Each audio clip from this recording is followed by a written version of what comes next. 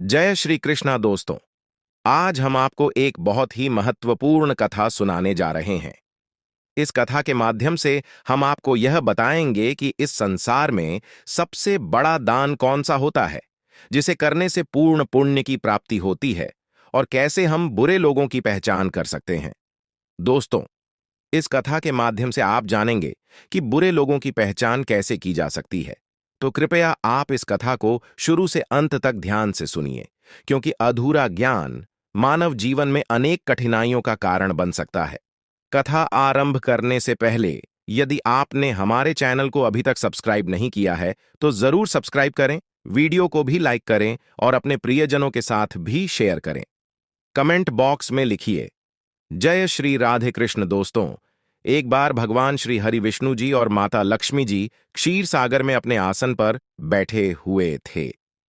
तब भगवान विष्णु जी ने देखा कि माता लक्ष्मी जी किसी गहन सोच में है। माता लक्ष्मी जी को गहन सोच में देखकर भगवान विष्णु जी मुस्कुराते हुए बोले, हे देवी, ऐसा प्रतीत होता है कि आज आप किसी गहन विचार में डूबी हुई हैं। आप निसंकोच होकर अपने प्रश्न पूछिए, हम आपके सभी प्रश्नों का समाधान अवश्य करेंगे। भगवान विष्णु जी की बात सुनकर माता लक्ष्मी ने कहा, हे प्रभु, आज मेरे मन में एक जिज्ञासा है। मैं यह जानना चाहती हूं कि इस दुनिया में सबसे बड़ा दान कौन सा है, जिससे पूर्ण पुण्य की प्राप्ति होती है, और बुरे लोगों की पहचान कैसे की जा सकती है। मनुष्य उन लोगों को कैसे पहचान सकते हैं। तब भगवान विष्णु जी ने माता लक्ष्मी जी से कहा, हे देवी, आपने सचमुच मानव जाति के कल्याण हेतु अति महत्वपूर्ण प्रश्न पूछे हैं। यह प्रश्न मनुष्य के जीवन में अत्यंत मूल्यवान है। इसलिए मैं आपको आपके इन प्रश्नों के उत्तर एक महत्वपूर्ण कथा के माध्यम से दूंगा। लेकिन आपको इस कथा को शुरू से लेकर अंत तक ध्यानपूर्वक सुनना होगा। तब माता लक्ष्मी जी ने उत्तर दिया, हे प्रभु, मैं आपको वचन देती हूं कि इस कथा को मैं पूरी श्रद्धा से सुनूंगी और इस कथा का प्रचार समस्त देवलोक में करूंगी। दोस्तों, भगवान श्री हरि विष्णु जी देवी लक्ष्मी से कहते हैं, हे देवी, एक समय की बात है। किसी नगर में एक राजा राज्य करता था। वह राजा बहुत ही बलशाली वीर और अत्यंत ही बुद्धिमान था। इसके साथ ही वह धर्मपरायण और दयालु भी था। उस राजा की रानी भी संस्कारी और अत्यंत धार्मिक स्वभाव की थी। दोनों पति पत्नी भगवान भोलेनाथ के परम भक्त थे।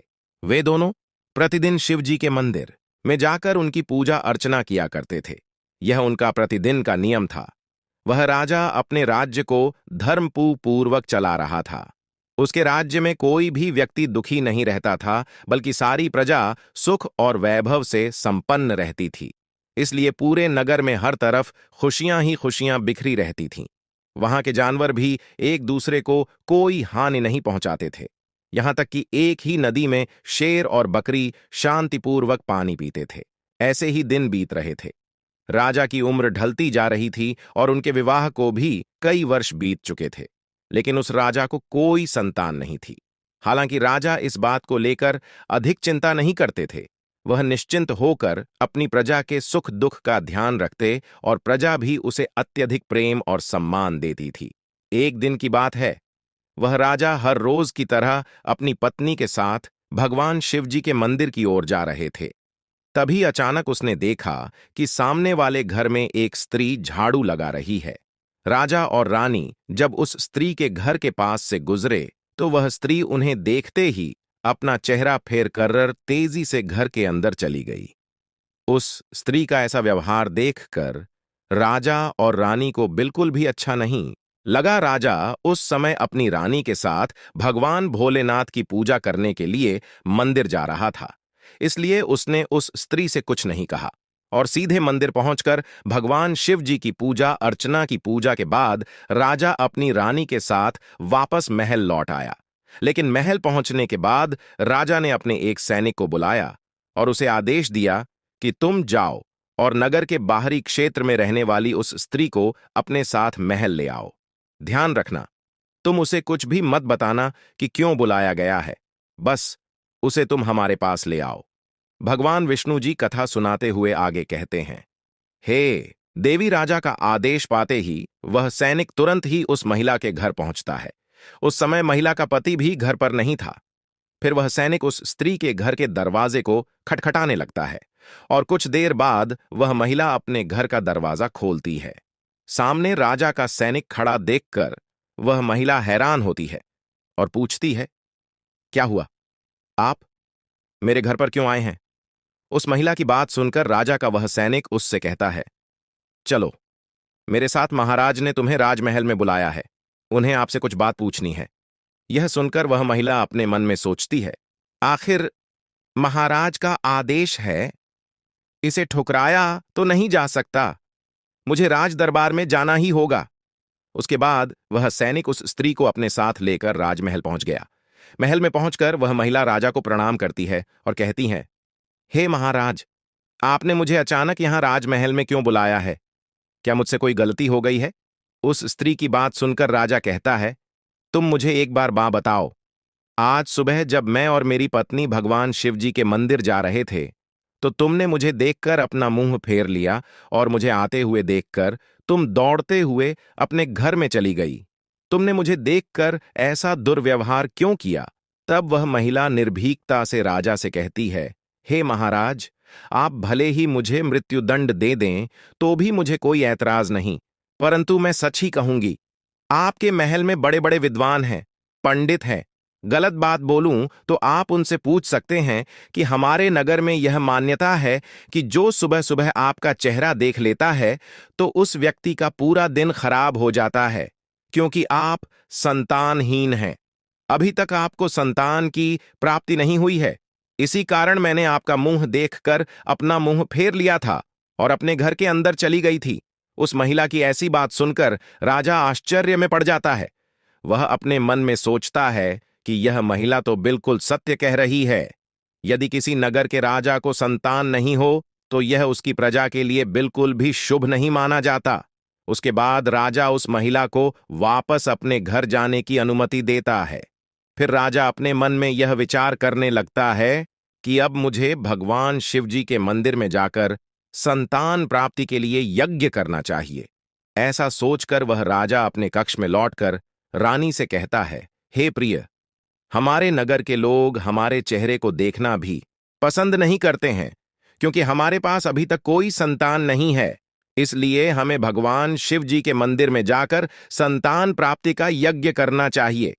हम भगवान भोलेनाथ के मंदिर में चलते हैं और भगवान शिव से प्रार्थना करते हैं कि वे हमें पुत्र प्रदान करें। राजा की बात सुनकर रानी भी उसकी बात मान लेती है। फिर राजा और रानी दोनों भगवान शिव जी के मंदिर पहुंचते हैं और भगवान शिव जी की पूजा करके संतान प्राप्ति के लिए यज्ञ का आयोजन करते हैं।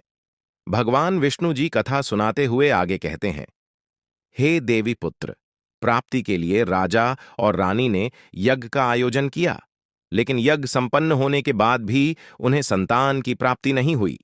यज्ञ के निष्फल होने से राजा अत्यंत निराश हो गया। यज्ञ का आयोजन करने वाले पंडित जी भी सोच में पड़ गए। पंडित जी ने मन ही मन सोचा, अब तक जितने भी यज्ञ मैंने किए हैं, उनमें से कोई भी यज्ञ आज तक विफल नहीं हुआ है। इसका अर्थ यह है कि शायद इस राजा के भाग्य में ही खोट है, और ऐसा प्रतीत होता है कि ईश्वर ने इस राजा के भाग्य में संतान का योग नहीं लिखा है। इसलिए संतान प्राप्ति का यज्ञ करने के बाद भी उसे संतान की प्राप्ति नहीं हुई। राजा हर संभव प्रयास करके थक चुका था और अब वह गहरे निराशा में डूबा रहता था। वह दिन रात संतान की कमी के बारे में सोचता और चिंता में खोया रहता था। एक दिन सिंहासन पर बैठे बैठे राजा को अचानक एक बात याद आती है कि दूसरे नगर के वन में एक महात्मा जी निवास करते हैं, जिनकी ख्याति दूर दूर तक फैली है। राजा के मन में विचार आता है कि शायद उन महात्मा के पास मेरे इस कष्ट का कोई समाधान हो। अगर मैं उनके पास जाऊं तो संभवतः वे मुझे पुत्र प्राप्ति का कोई उपाय बता सके। मुझे उनके पास जाना चाहिए। अपने मन में यह निर्णय लेकर राजा तुरंत अपनी रानी के पास जाता है और उससे कहता है, हे प्रिय, दूसरे नगर के वन में एक महान तपस्वी और ज्ञानी महात्मा जी रहते हैं। मुझे लगता है कि हमें उनके पास जाना चाहिए। हो सकता है कि वे हमें पुत्र प्राप्ति का कोई मार्ग सुझा दें। फिर रानी भी राजा की इस बात से सहमत हो गई। रानी ने कहा, हे स्वामी, आपकी बात बिल्कुल सही है। हमें महात्मा जी से अवश्य मिलना चाहिए। रानी की सहमति पाकर राजा और रानी दोनों ने एक रथ में बैठकर महात्मा जी के दर्शन के लिए दूसरे वन की ओर प्रस्थान किया। कुछ समय के बाद वे दोनों वन में पहुंच गए। रथ से उतरकर राजा और रानी दोनों जंगल के भीतर जाने लगे। ऊंचे नीचे रास्तों से गुजरते हुए वे महात्मा के आश्रम की ओर बढ़ने लगे। भगवान विष्णु जी कथा सुनाते हुए आगे कहते हैं, हे देवी। फिर राजा और रानी वन के भीतर महात्मा जी की कुटी के पास पहुंच जाते हैं। वहां वे देखते हैं कि महात्मा जी एक विशाल वृक्ष के नीचे ध्यान मग्न होकर साधना में लीन हैं। यह दृश्य देखकर राजा और रानी कुछ देर तक खामोशी से खड़े रह जाते हैं, ताकि महात्मा जी की साधना में कोई विघ्न न आए। दोनों हाथ जोड़कर विनम्रतापूर्वक महात्मा जी के सामने खड़े रहते हैं। कुछ समय बाद महात्मा जी अपनी साधना से बाहर आते हैं और अपनी आंखें खोलते हैं। तब वे देखते हैं कि राजा और रानी उनके सामने अपने दोनों हाथों को जोड़कर खड़े हुए हैं। वे महात्मा जी उस राजा को अच्छी तरह से जानते भी थे, इसलिए वे राजा को देखते ही पहचान लेते हैं और राजा से मुस्कुराते हुए कहते हैं, हे राजन, आज आप यूं अचानक से हमारे पास किस प्रयोजन से पधारे हैं? तब राजा ने नम्रता से महात्मा जी को प्रणाम किया और अपनी व्यथा महात्मा जी को कह सुनाई। उसने बताया कि कैसे उन्होंने पुत्र प्राप्ति के लिए यज्ञ किया, परंतु सभी व्यर्थ गए। यह सब सुनने के बाद महात्मा जी कुछ क्षणों के लिए मौन हो गए और अपनी आंखें बंद कर लीं। वे ध्यानस्थ होकर राजा के जीवन की घटनाओं का आंतरिक दृष्टि से अवलोकन करने लगे। कुछ समय बाद महात्मा जी ने अपनी आंखें खोलीं और गंभीर स्वर में बोले, राजन, मैंने आपके जीवन का एक ऐसा सत्य देखा है जिसे सुनकर आपको कष्ट हो सकता है। आपके पिछले जन्म में किए गए एक पाप का फल इस जन्म में आपके भां पर भारी पड़ा है। आपने पिछले जन्म में एक ऐसा घोर पाप किया था जिसके परिणाम स्वरूप इस जीवन में आपके भाग्य में संतान प्राप्ति का योग नहीं है। इसी कारण से आपके सभी प्रयास निष्फल हो रहे हैं। भगवान विष्णु जी कथा सुनाते हुए आगे कहते हैं, हे देवी। महात्मा जी की बातें सुनकर राजा उनके चरणों में गिर पड़ा और विनती करते हुए बोला, हे महात्मा, कृपा करके आप ऐसा मत कहिए, आप ही हमारे दुख को हरने का कोई उपाय सुझाए। राजा की यह व्याकुलता देखकर महात्मा जी ने उसे सहारा देकर अपने चरणों से उठाया और बोले, हे राजन, इतनी अधीरता आपको बिल्कुल भी शोभा नहीं देती। मैं अभी आपको आपके इस कष्ट का निवारण करने का उपाय बताता हूं, जिसे करने के बाद आपको अवश्य ही पुत्र की प्राप्ति होगी। इतना कहकर वे महात्मा जी अपनी कुटिया के भीतर जाते हैं और थोड़ी देर के बाद हाथ में एक कटोरी में खीर लेकर बाहर आ जाते हैं। उन्होंने वह खीर राजा को देते हुए कहा, राजन, महल पहुंचकर आप और रानी साहिबा दोनों ही स्नानादि के बाद इस खीर को प्रसाद के रूप में ग्रहण करें। ऐसा करने से आपको निश्चित ही पुत्र की प्राप्ति होगी। परंतु राजन, आप मेरी एक बात याद रखना, इस पुत्र की आयु मात्र 20 वर्ष की ही होगी। जिस दिन आपके पुत्र की आयु 20 वर्ष की होगी, उसी दिन उसकी मृत्यु हो जाएगी। महात्मा जी की इस बात को सुन राजा गहरी सोच में डूब गया। वह अपने मन में सोचने लगा, चलो 20 वर्ष के लिए ही सही, परंतु इस संतानहीनता का कलंक तो मिट जाएगा, हमें संतान का सुख तो मिलेगा। राजा ने मन ही मन इस बात को स्वीकार कर लिया और महात्मा जी से निवेदन किया, हे महात्मा, आपका आशीर्वाद और मार्गदर्शन स्वीकार है। कृपा करके हमें यह अवसर दे। महात्मा जी ने मुस्कुराते हुए राजा को आशीर्वाद दिया।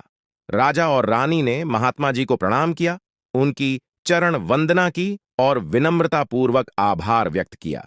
इसके बाद राजा और रानी अपने रथ में बैठकर महल की ओर लौट चले। इसके बाद महल पहुंचकर राजा और रानी स्नान आदि कर भगवान भोलेनाथ जी का प्रसाद मानते हुए श्रद्धा से उस खीर को ग्रहण करते हैं। उसके कुछ ही दिनों बाद रानी गर्भवती हो जाती है, जिससे रानी बहुत ही प्रसन्न हो जाती है। जब राजा ने यह शुभ समा सुना तो वह भी खुशी से झूम उठा। संतान प्राप्ति का यह सुखद समाचार सुनने के बाद राजा ने महात्मा जी के प्रति अपनी कृतज्ञता प्रकट करने का निश्चय किया। राजा अपने रथ में ढेर सारे फल फूल वस्त्र और अन्य भेंट सामग्रियां रखकर वन में महात्मा जी की कुटिया की ओर चल पड़ा। कुटिया के निकट पहुंचकर राजा ने अपने रथ को रोक दिया और विनम्र भाव से नीचे उतरकर महात्मा जी के पास पहुंचा। महात्मा जी ध्यान मग्न बैठे थे। राजा ने उनके पास जाकर सभी वस्त्र फल फूल उन्हें समर्पित किए और गहरे आदर के साथ प्रणाम करते हुए कहा, हे महात्मा, आपकी ही कृपा से हमें संतान प्राप्ति का सुख प्राप्त होने जा रहा है। इसीलिए आप मेरी यह तुच्छ सी भेंट कृपा कर स्वीकार करें। महात्मा जी राजा की विनम्रता और कृतज्ञता से अत्यंत प्रसन्न हुए। उन्होंने राजा की भेंट को स्वीकार कर उसे आशीर्वाद दिया और कहा, राजन, तुम्हारी भक्ति और संकल्प ने ही तुम्हारे जीवन को फलवर्ष है। वह अनमोल है। जाओ, तुम्हारी संतान गुणवान और धर्मनिष्ठ हो। उसके बाद राजा ने महात्मा जी का आशीर्वाद पाकर उनसे विदा ली और अपने रथ में बैठकर वापस अपने महल की ओर प्रस्थान करते हैं। महल लौटकर राजा बहुत ही खुशियां मनाता है। भगवान विष्णु जी कथा सुनाते हुए आगे कहते हैं, हे देवी, ऐसे ही दिन रहे थे। आखिरकार वह शुभ दिन आया जब राजा के यहां एक पुत्र का जन्म हुआ। पुत्र के जन्म से जैसे महल में खुशियों की बयार बहने लगी। राजा ने पुत्र प्राप्ति की खुशी में पूरे नगर में उत्सव का आयोजन किया। महल को फूलों और रंग बिरंगी संगीत अपने पिता के ही गुणों का प्रतीक बनते हुए बड़ा होने लगा। वह अपने पिता की तरह ही धर्मनिष्ठ, आत्मानुभूति, मत्ता, शौर्य और भक्ति के गुण प्रकट होने लगे, जिससे राजा का हृदय गर्व से भर उठता। शौर्य वीर के गुणों और आचरण को देखकर सभी आश्वस्त थे कि वह एक दिन अपने पिता की तरह महान राजा बनेगा। जैसे जैसे समय बीता, राजा का हृदय गर्व और खुश से भरता गया। संतान सुख की प्राप्ति ने उसकी सभी चिंताओं को मानो हर लिया था और वह अपने पुत्र में संपूर्ण संसार का आनंद खोजने लगा। वह राजा पुत्र के प्रति अपने स्नेह में इतना डूब गया कि वह यह महत्वपूर्ण बात भी भूल बैठा कि उसके पुत्र की आयु मात्र 20 वर्ष तक की है। भगवान विष्णु जी कथा सुनाते हुए आगे कहते हैं, हे देवी, फिर एक दिन जब उस राजा को यह बात याद आती है कि उसके पुत्र वर की आयु मात्र 20 वर्ष की ही है, इसलिए जब राजा के पुत्र शौर्यवीर की आयु 15 वर्ष हो जाती है, तब वह राजा दिन रात पुत्र के भविष्य को लेकर व्याकुल रहने लगा। इस बीच एक अन्य नगर में एक महा पराक्रमी राजा का राज्य था।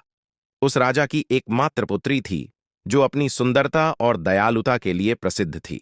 वह देखने में ऐसी लगती थी मानो स्वर्ग की अप्सरा स्वयं धरती पर उतर आई हो। वह बहुत ही दानी स्वभाव की थी, क्योंकि उसने अपने माता पिता से धर्म और संस्कारों की शिक्षा ली थी। इसलिए उसका हृदय करुणा और उदारता से भरा हुआ था। वह प्रतिदिन सुबह उठकर पक्षियों को दाना डालती और अपने द्वार पर आने वाले साधु संतों भिक्षुओं को सदा ही आदर से भोजन कराती थी। कोई भी भूखा उसके द्वार से खाली हाथ नहीं लौटता था। ऐसे ही दिन बीत रहे थे। उस राजा की पुत्री भी अपने गुणों के साथ बड़ी हो रही थी। एक दिन जब शौर्यवीर के पिता को यह बात पता चली कि दूसरे नगर में एक धीरवर और पराक्रमी राजा राज्य करता है, जिसकी पुत्री गुणों की खान है, साथ ही वह अत्यंत सुंदर भी है, तो राजा ने अपने मन में सोचा कि ऐसी धर्मात्मा और तेजस्वी कन्या के साथ अपने पुत्र शौर्यवीर का विवाह करना उचित रहेगा। मुझे इसी प्रकार की कन्या की तलाश थी जिसके साथ मैं अपने पुत्र का विवाह कर सकूं और हमारी वंश परंपरा को बनाए रख सकूं। इस विचार के साथ ही राजा ने अपने मन में निर्णय किया कि वह उस राजा से प्रस्ताव रखेगा जिससे वह अपने पुत्र शौर्यवीर का विवाह उस सुंदर और धार्मिक कन्या के साथ कर सके। भगवान विष्णु जी माता लक्ष्मी से कहते हैं, हे देवी, फिर शौर्यवर के पिता ने अपने पुत्र के विवाह का प्रस्ताव संदेशवाहक के माध्यम से दूसरे नगर के राजा तक पहुंचाया। जब दूसरे नगर के राजा ने यह प्रस्ताव सुना तो उसने अपने मन में विचार किया कि चलो, अब मुझे अपनी पुत्री का विवाह कर देना चाहिए, और मैंने सुना है कि इस राजा के पुत्र की आयु मात्र 20 वर्ष ही है। इस राजा का पुत्र बहुत ही योग्य, पराक्रमी और धर्मपरायण है। भले ही उसकी आयु का भविष्य अनिश्चित हो, इसलिए अगर उसके यहाँ कोई पुत्र पैदा हो गया तो उसका वंश आगे बढ़ता रहेगा, जिससे पुत्री भी अपनी संतान के साथ सुखी रहेगी। इन विचारों को मन में संजोए हुए उस राजा ने शौर्यवीर के विवाह प्रस्ताव को सहर्ष स्वीकार कर लिया। फिर कुछ ही दिनों के भीतर शुभ मुहूर्त में शौर्यवीर का उस राजकुमारी के साथ विवाह हो गया। वह राजकुमारी न केवल सुंदर थी, बल्कि बहुत ही दयालु स्वभाव की थी। उसने अपने बचपन से ही यह नियम अपनाया था कि जब तक वह किसी भूखे या असहाय प्राणी को भोजन नहीं करवाती, तब तक वह स्वयं भोजन ग्रहण नहीं करती। उसके माता पिता ने उसे सेवा और दान की भावना सिखाई थी और उसने उसे अपने जीवन का अटूट हिस्सा बना लिया था। विवाह के पश्चात राजकुमारी का यह नियम उसके ससुराल में भी जारी रहा। हर सुबह वह महल के द्वार पर जाकर जरूरतमंद लोगों को भोजन करवाती और अपने हाथों से उन्हें अन्नदान करती। उसकी यह दया भावना देखकर महल के सभी लोग उसका बहुत सम्मान करने लगे थे। धीरे धीरे ऐसे ही समय गुजर रहा था और हर गुजरते दिन के साथ शौर्यवीर की उम्र भी बढ़ रही थी। राजा और रानी इस बात को लेकर मन ही मन चिंतित रहते कि उनका पुत्र अब अपने जीवन के अंतिम समय की ओर बढ़ रहा है। उन्हें महात्मा की वह भविष्यवाणी हमेशा याद रहती कि शौर्यवीर की आयु केवल 20 वर्ष ही होगी। इस दुखद सत्य को केवल राजा और रानी ही जानते थे। उन्होंने यह बात किसी और को नहीं बताई थी ताकि महल में कोई चिंता का माहौल न बने। जैसे जैसे शौर्यवीर की आयु 20 वर्ष की ओर बढ़ती जा रही थी, राजा और रानी के दिल की धड़कनें तेज हो जातीं। अपने पुत्र के प्रति उनका प्रेम और मोह इतना अधिक था कि वे चाहकर भी इस चिंता से मुक्त नहीं हो पाते थे। भगवान विष्णु जी कथा सुनाते हुए आगे कहते हैं, हे देवी, फिर वह दिन भी आ जाता है जब शौर्यवीर के जीवन के मात्र 3 दिन शेष रह जाते हैं। राजा और रानी का दिल भारी हो जाता है। राजा बार बार अपने मन में सोचने लगा कि अब मैं क्या करूं? मेरा पुत्र 3 दिन बाद मुझसे हमेशा के लिए दूर हो जाएगा। क्या कोई ऐसा उपाय नहीं है जिससे मैं उसे बचा सकूं? रानी भी इस दुख से भरी थी और हर पल अपने पुत्र के जीवन की कल्पना करती रहती। इसलिए उनके पुत्र मोह ने उन्हें बीमार और कमजोर बना दिया था। दोनों इतने दुखी थे कि अब उन्होंने भोजन करना भी छोड़ दिया था, परंतु अपनी पीड़ा को उन्होंने किसी के सामने प्रकट नहीं किया। वे नहीं चाहते थे कि महल के लोग उनके पुत्र की मृत्यु की बात सुनकर दुखी हों और चिंता में पड़ जाए। फिर वह आखिरी दिन भी आ पहुंचा, जिस दिन शौर्यवीर की आयु पूरी होनी थी, उसकी मृत्यु होनी थी। फिर उस दिन जैसे ही सुबह हुई, राजा और रानी अपनी चिंता और दुख से व्याकुल होकर भगवान भोलेनाथ के मंदिर में बैठकर उनकी पूजा अर्चना में लग गए। वे दोनों भगवान भोलेनाथ से प्रार्थना करते हुए कहने लगे, हे प्रभु, आप कृपा करके हमें पुत्र की मृत्यु होने के दुख को सहन करने की शक्ति दीजिए। हम जानते हैं कि जो भी किसी के भाग्य में लिखा होता है उसे कोई बदल नहीं सकता, वह होकर ही रहता है, परंतु हमारे लिए यह समय बहुत ही कठिन है। उधर राजकुमार शौर्यवीर की पत्नी अपने दैनिक धर्म कर्म के कामों में लगी हुई थी। हर दिन की तरह वह भूखे गरीबों और निर्धनों को भोजन करा रही थी, पक्षियों को दाना डल रही थी और जरूरतमंदों की सहायता में लगी थी। उसे अपने पति की आयु के बारे में कुछ भी पता नहीं था, इसलिए वह निश्चिंत होकर अपने कार्यों में मग्न थी।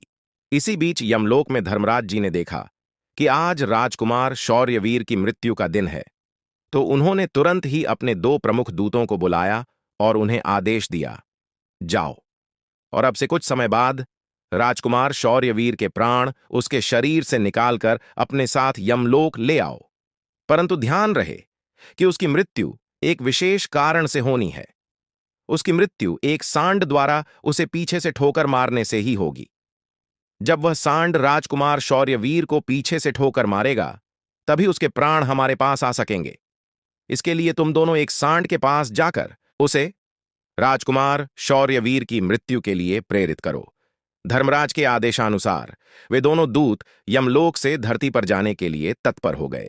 भगवान विष्णु जी माता लक्ष्मी से कहते हैं, हे देवी, वे दोनों यमदूत राजकुमार शौर्यवीर के प्राण लेने के लिए आकाश मार्ग से होते हुए पृथ्वी लोक पहुंच जाते हैं।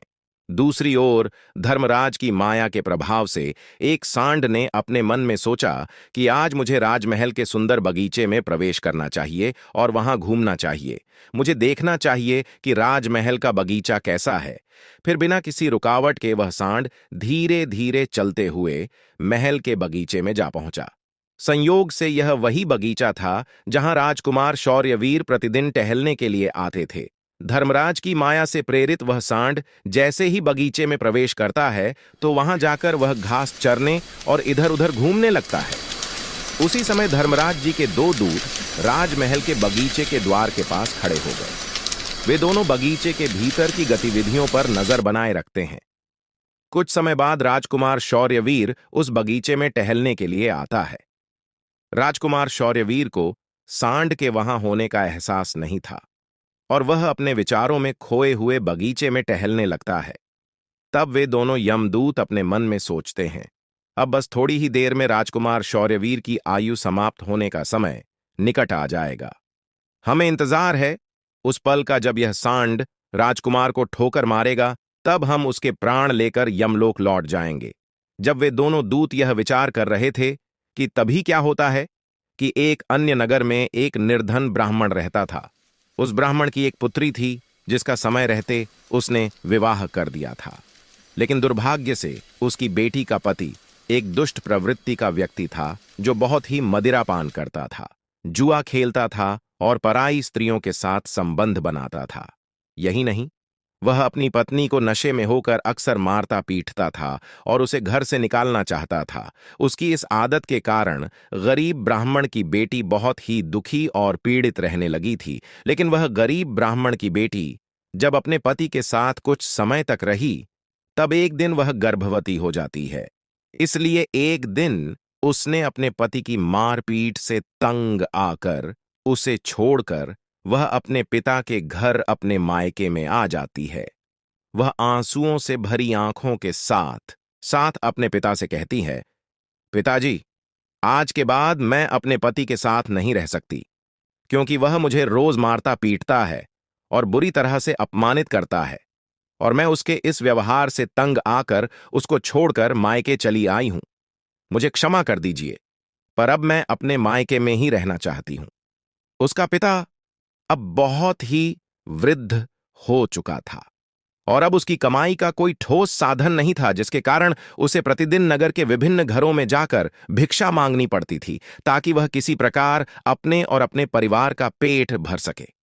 भगवान विष्णु जी कथा सुनाते हुए आगे कहते हैं, हे देवी, जब उसकी बेटी का गर्भकाल पूरा हुआ तो उसने एक सुंदर पुत्र को जन्म दिया।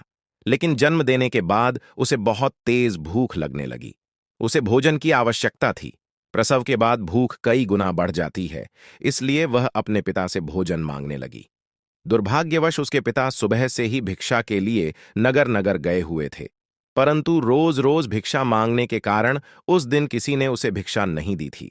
भगवान विष्णु जी कथा सुनाते हुए आगे कहते हैं, हे देवी, गरीबी किसी भी मनुष्य के लिए एक सबसे बड़ा अभिशाप है और यह उसके आत्मसम्मान और अस्तित्व के लिए अत्यंत पीड़ादायक होती है।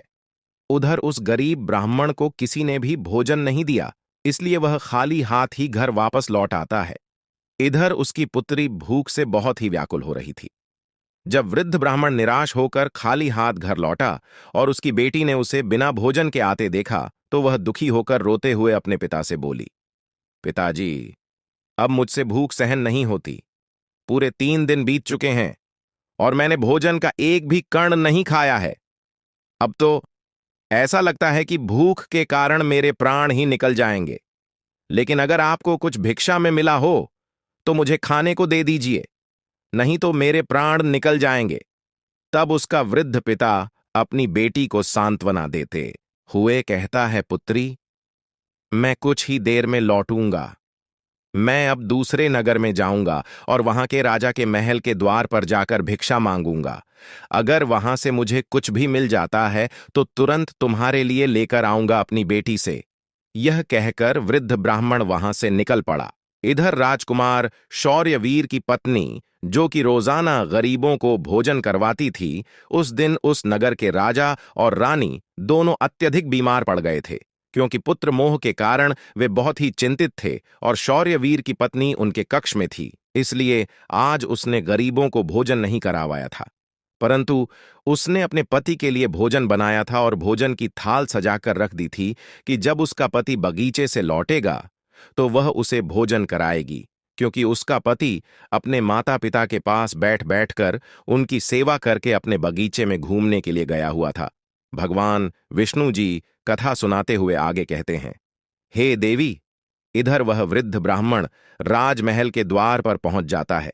जब राजकुमार की पत्नी ने उसे देखा तो उसके मन में उस वृद्ध ब्राह्मण के प्रति दया उमड़ आई।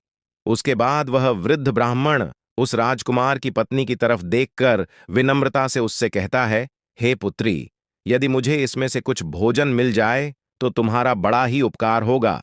राजकुमार की पत्नी को उस ब्राह्मण की बात सुनकर उस पर बहुत दया आई। उसने सोचा, यह तो कोई गरीब ब्राह्मण है जो भूखा है और मुझसे कुछ भोजन मांग रहा है। यह सोचकर राजकुमारी की पत्नी उसे भोजन देने के लिए तैयार हो गई। लेकिन अचानक वह अपने मन में सोचने लगती है कि यह भोजन तो मैंने अपने पति के लिए बनाया है। अगर मैं इसे यह भोजन दे दूंगी तो मेरे पति क्या खाएंगे? लेकिन अगले ही पल उसने सोचा, मेरे पति तो अब भी बगीचे में घूमने के लिए गए हुए हैं। तब तक मैं यह भोजन इस गरीब ब्राह्मण को दे देती हूं और जब मेरे पति वापस आएंगे तो मैं उनके लिए नया भोजन बना दूंगी। यह भूखे ब्राह्मण की सहायता करना अधिक आवश्यक है। अपने मन में यह सोचकर राजकुमार की पत्नी ने अपने पति के लिए बनाया हुआ भोजन उस भूखे ब्राह्मण को दे दिया। उसके बाद वह ब्राह्मण भोजन की थाली लेकर जल्दी जल्दी अपने नगर की ओर रवाना हो गया और वह भोजन लेकर अपने घर आ गया। उसकी पुत्री 3 दिनों से भूखी थी। उसने 3 दिनों से कुछ भी नहीं खाया था और उसके चेहरे पर भूख की पीड़ा साफ झलक रही थी। उधर राजकुमार शौर्यवीर, जो बगीचे में टहलने गया था, अपने कक्ष की ओर वापस लौट रहा था। बगीचे के बाहर खड़े यमदूत राजकुमार के प्राण लेने के लिए तैयार थे और एक सांड भी धर्मराज की माया से प्रेरित होकर वहीं घूम रहा था। वे दोनों यमदूत मन में सोच रहे थे कि बस अब कुछ ही पल बाकी है और जैसे ही सांड राजकुमार को पीछे से ठोकर मारेगा, हम राजकुमार के प्राण हर लेंगे और यमलोक लौट जाएंगे। भगवान विष्णु जी माता लक्ष्मी से कहते हैं, हे देवी, इधर वह वृद्ध ब्राह्मण अपने घर पहुंचा और उसने तुरंत अपनी भूखी बेटी को वह भोजन दे दिया। तब उसकी बेटी उससे कहने लगी, पिताजी, यह भोजन आप कहां से लाए हैं? तब वृद्ध ब्राह्मण ने उत्तर देते हुए कहा, पुत्री, यह भोजन मुझे दूसरे नगर की महारानी ने दिया है। उस नगर के राजा की पुत्र वधू बहुत ही दयालु और उदार हृदय की है। उसने मुझ पर दया करके मुझे यह स्वादिष्ट भोजन दिया है। उस भोजन को देखकर उस वृद्ध ब्राह्मण की बेटी की आत्मा से आशीर्वाद निकलने लगा। वह भगवान से प्रार्थना करने लगी कि हे भगवान, जिसने भी मेरे पिता को यह भोजन दिया है उसका सुहाग अमर रहे और वह सदा सौभाग्यवती बनी रहे। जैसे ही उसने भोजन का निवाला अपने मुंह में डाला, उसकी आत्मा की तृप्ति हो गई और उसकी आत्मा से सच्चे मन से आशीर्वाद निकलने लगे कि महारानी का पति दीर्घायु और स्वस्थ रहे। इधर राजकुमार शौर्यवीर अपने महल की ओर बढ़ रहा था और बगीचे के बाहर खड़े यमदूत उसकी मृत्यु का बेसब्री से इंतजार कर रहे थे।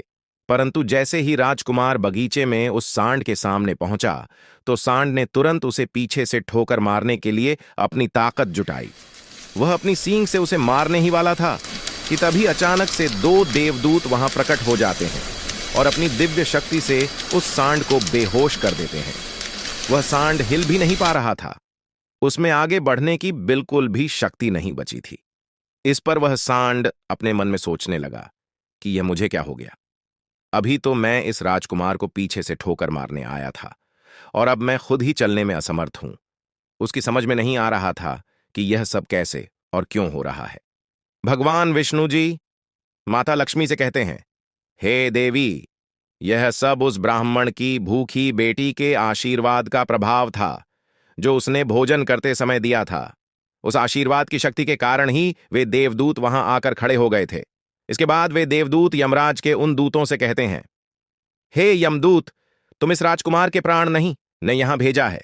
दोनों पक्षों के बीच बहस छेड़ गई और फिर यह बहस धीरे धीरे एक युद्ध में बदल गई।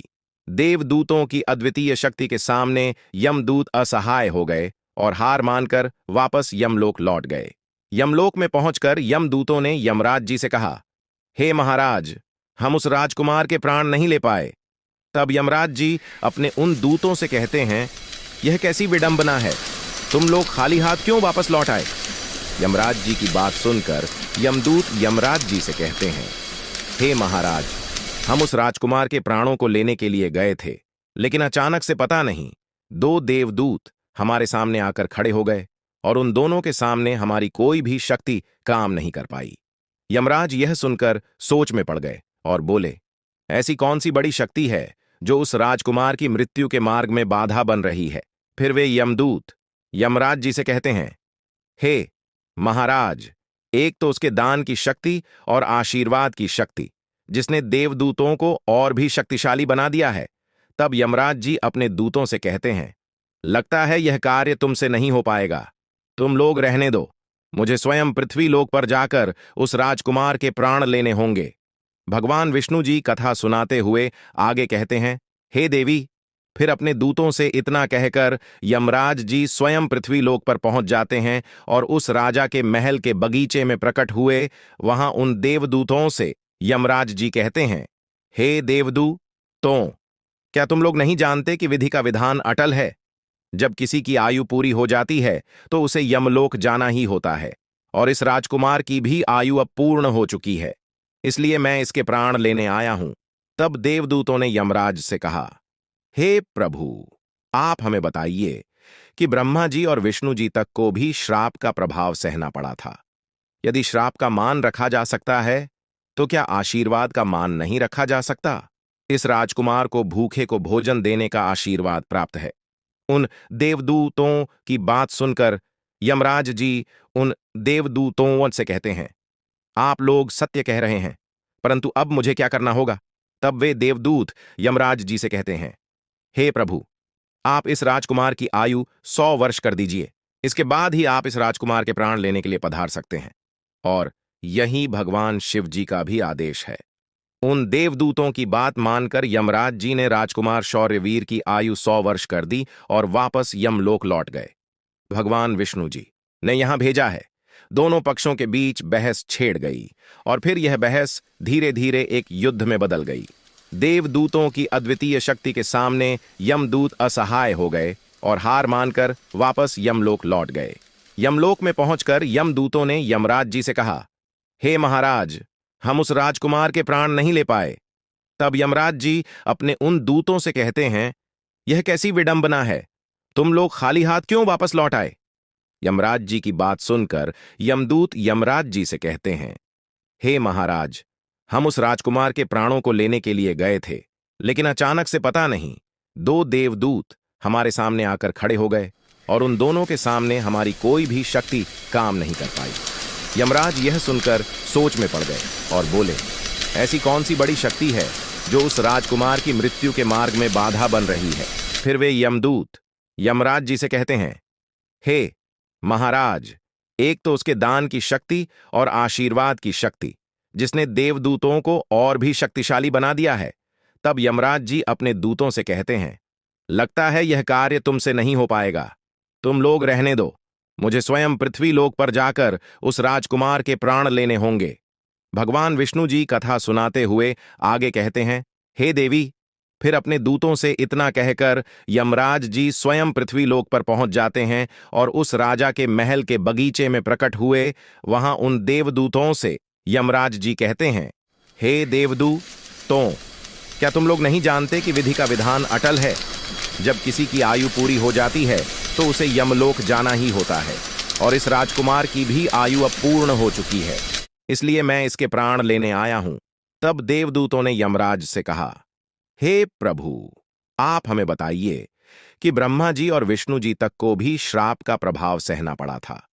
यदि श्राप का मान रखा जा सकता है, तो क्या आशीर्वाद का मान नहीं रखा जा सकता। इस राजकुमार को भूखे को भोजन देने का आशीर्वाद प्राप्त है। उन देवदूतों की बात सुनकर यमराज जी उन देवदूतों से कहते हैं, आप लोग सत्य कह रहे हैं, परंतु अब मुझे क्या करना होगा। तब वे देवदूत यमराज जी से कहते हैं, हे प्रभु, आप इस राजकुमार की आयु 100 वर्ष कर दीजिए, इसके बाद ही आप इस राजकुमार के प्राण लेने के लिए पधार सकते हैं। और यही भगवान शिव जी का भी आदेश है। उन देवदूतों की बात मानकर यमराज जी ने राजकुमार शौर्यवीर की आयु 100 वर्ष कर दी और वापस यमलोक लौट गए। भगवान विष्णु जी कहते हैं, हे देवी, प्रकार एक भूखे को भोजन देने के पुण्य के कारण उस राजकुमार की मृत्यु टल गई और उसकी आयु भी बढ़ गई। इसी कारण कहा जाता है कि अन्नदान सबसे बड़ा दान है। किसी भूखे को दिया गया अन्न अश्वमेध यज्ञ के फल के बराबर होता है। भगवान विष्णु जी माता लक्ष्मी जी से कहते हैं, हे देवी, अब तो आपके सभी प्रश्नों के उत्तर आपको मिल गए होंगे। तब माता लक्ष्मी जी भगवान श्री हरि विष्णु जी से कहती हैं, हे प्रभु, आज आपने मुझे अनज्ञान प्रदान किया है और मेरे सभी प्रश्नों का समाधान भी कर दिया है। इसलिए मैं आपको विश्वास दिलाती हूं कि मैं इस कथा का विस्तार समस्त संसार में अवश्य करूंगी।